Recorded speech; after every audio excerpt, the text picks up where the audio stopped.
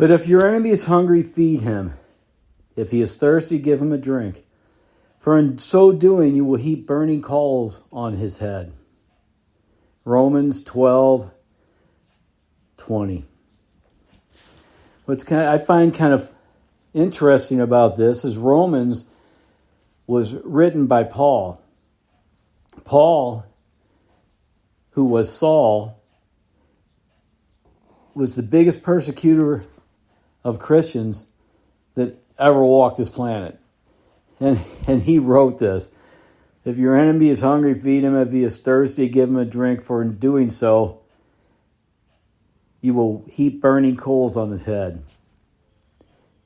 And he wrote this, I'm sure, with second thoughts going, thinking, wow, I that's what I have to face, burning coals on my head. But the great thing about God also is his forgiveness. And as I said before, the same people that Paul persecuted and murdered and tortured were waiting for him at heaven, welcoming him into heaven. Because when you reach heaven, all that stuff doesn't make any difference at all. It doesn't make any difference at all once you get to heaven. Because I used to say that when I was younger. Things would happen to me, and I'd be like, man, if I get to heaven and that person's there, I'm going to tell them in the wrong place. And then as I got older and started realizing and understanding forgiveness, I was like, by the time, if I walk into heaven, nothing is going to matter. All those things are going to be erased. And it's a beautiful thing to think about. So, but I read that, and then I wrote down some thoughts that I had about it, and I some of my thoughts. If you're living right, you're going to have a lot of enemies. I mean, look at the apostles. Look at the people that followed Jesus. He told them when they sent them out, he was like, "You're going to be persecuted. You're going to have a rough way to go. If you walk into a town, they might curse you. They might tell you to get out. Shake the dirt from the sand, the dirt from your sandals, and leave the town." And so he knew. And if you're walking that path, you're going to have people that are against you. That's just the way it is. If you're living right, you're going to have enemies. That's a given.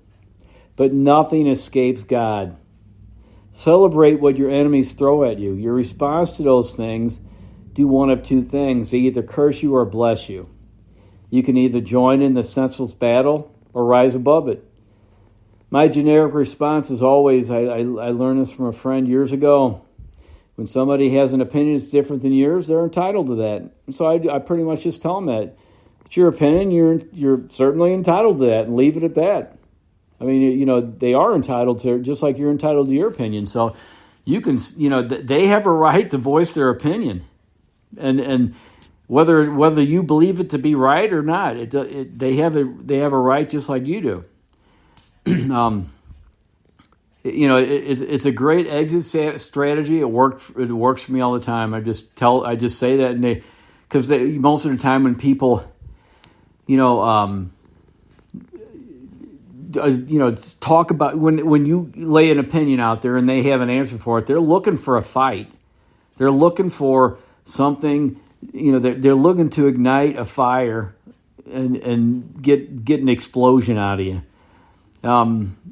You say that, and a lot of times they don't even know what to think. They're like, "What? I wanted to fight," and by the time they figure out that you just got you're out of there. It's life is way too short to be bothered by a closed mind starting an argument disguised as a discussion. Discussions are cool, and I can have a discussion with anybody, but I can tell right off the bat if somebody's wanting to discuss something or somebody is wanting to fight. And I'm not going to fight over opinions, and neither should you. Opinions and your way of thinking, what you believe in, there's no reason to fight about. I'll discuss it with anybody, but I'm not going to fight over what I believe in over what somebody else believes in. I mean, I'm just not, there's no sense in it. It serves no purpose whatsoever to do that. Because at the end of the day, you're going to stand pat on what you believe, and they're going to stand on what they believe, and you've gained absolutely nothing. I never ever, I'll discuss it because I enjoy a good discussion. I enjoy a discussion with somebody that believes differently. I have it all the time. I have a really good friend of mine that I've known since first grade, and we became really good friends around fifth grade. And, I'm 61 now, so you do the math. You're talking, you're talking 55 years, 55 some odd years of being a friend. And, he's called me on a Saturday night, and I've been sitting here watching TV, and we've discussed things that we do not, and he's a Catholic like me.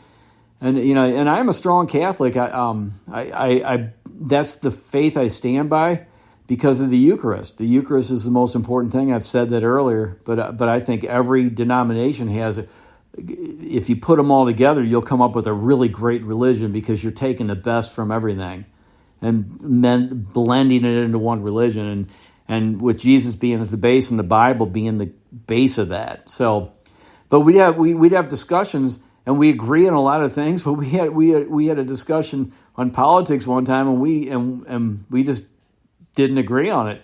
And we talked for probably 2 hours, and neither one of us raised our voices one time. And he was able to say he understood what I was saying. I was able to say, yeah, I get what you're saying. I understand what you, and we got off the phone. Love you, man. Love you too. I'll see you later. Great discussion. And we got off the phone because we were two adults that had different opinions that respected each other. And that's the key to any discussion. I will not have a discussion with somebody that doesn't respect me. I just won't do it. Because if they don't have respect for me, then it's not going to be a good discussion. And so those criteria must be met. And if you don't find that criteria in your if you don't find that criteria, then it's not going to be a discussion. It's going to be an argument, and it's going to be mean, and it's going to be hateful. And you can always tell that before it even happens. You can tell what kind of conversation it's going to be. So, but and by the same token, just like the scripture says, be good, be nice. If they need, if somebody comes across and give them what they need. And if they want to, just dog you out, let them dog you out. Just don't answer. If it gets it off their chest, let them do it. Let them do it. If they want to, post hateful things, let them do it. That's the thing that's so great about things that happen to you. You learn from them. You just learn from them. Instead of getting all mad, instead of letting it get to you. Like for me, I don't read comments. I mean, I'll read comments until they get disrespectful or hateful, and then I just don't read them. And if that person continues to post, I just delete them and block them because they don't serve any purpose. It's turning into a spectacle, and when the respect is gone from a conversation, there's no sense in taking it any further. And that's life in general. I've told my daughters that before when they come home from school and they talk about their enemies at school, quote unquote, and I'd say, well, did you get mad? And they'd go, yeah, I told her, and then they tell me what they said or what they, how they reacted. I said, you know what? The best reaction is no reaction at all, because even the most hostile people, if you don't give them any kind of reaction, they'll stop because it's fallen on deaf ears. And so I told them, I said, when people do that to you, just say, hey, have a nice day, see ya. And let them go. Let them wallow. Let them stay in their own space. Don't lower yourself to their space. Because it says right there, if you treat your enemies with respect, no matter what they do to you, and you're nice to them, and you don't return the same thing to them, you're heaping burning coals on their head. God, which to me means God will take care of them for you, and He will. I mean, he will. You just have to have faith in that. It's so important as a Christian to give people their space and let them do their thing. Let them get it all out of their system. If you're serving a purpose for them, and by the same token, if they're reading your stuff, the seeds are being planted. So if they read your stuff, they're not only like I said before, people that read this are contributing to my cause. I mean, because I'm trying to make money for the homeless people and stuff like that through this. And every time they listen to something, it's another few cents to my account. So let them do it. Let them do it. Let them do their thing because you are helping them in the long run. You're planting seeds in their head, and they don't even realize it. They may not take root right away. It may be years.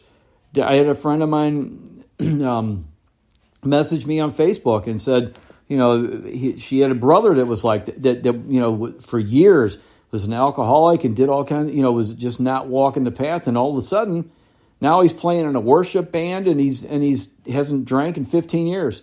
But it took him a while to get there because people planted seeds in his life and let him know that they cared about him, and eventually those seeds took root and they turned into a beautiful person. So that's my point.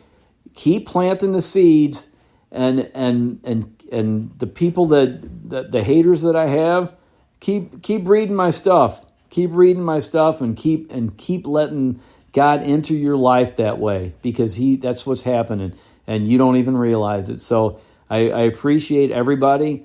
I thank everybody so much. I like to keep these around 15 minutes, and this is at almost 13 now, so I don't like to belabor points, because if I go too long, then it gets repetitive. But I end it with my same thing. If Jesus said it, I believe it. All will be well in your life and mine. May God help you to trust in the faith you have in Him. Learn to forgive as He forgives and love as He loves. May you find His peace on the path He has placed you on. Prayers for this country, that it gets back to Jesus and gets back to good, and the evil chains that have been placed on this country are broke, and it's restored to the wonderful country it once was. Prayers for the sanctity of life, that people realize that ending babies' lives is not good. I end with the prayer of St. Michael the Archangel, the commander-in-chief of God's heavenly undefeated army. Defend us in our daily battles. Be our protection against the wickedness and the snares of Satan. May God rebuke him, we humbly pray, and do thou, O Prince of the heavenly host, by the power of God, cast Satan and all his warriors into hell. Amen. That's close. I started thinking. So anyway, that's close to what it's not the actual prayer, but I had lived it at the end. So anyway, God bless you all. Have a great rest of Lent. Have a happy St. Patrick's Day.